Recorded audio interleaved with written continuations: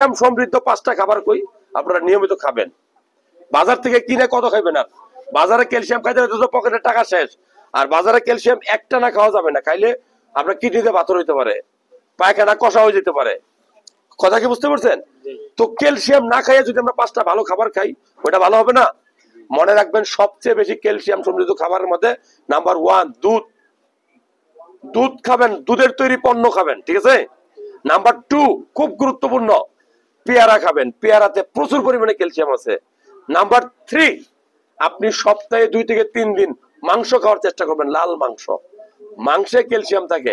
Number 4 আপনি মাছের কাঁটা, বিশেষ করে ক্যাটফিশ, এক ধরনের মাছ আছে না, দাড়িওয়ালা মুসলা, ট্যাংরা মাছ, তারপরে আপনার শিং মাছ, মাগুর মাছ, এই সকল মাছগুলাতে বেশি ক্যালসিয়াম থাকে। এবং এই মাছের, আমরা কিন্তু ভদ্রলোক সবাই, মাছ খাই কাটা খাই না। মানুষ কবে মাছ খায় কাটা খেলে কিরকম ছোট লোকের মতো দেখা যায় না, মনে রাখবেন ওটা আপনার টাকা দিয়ে কিনা।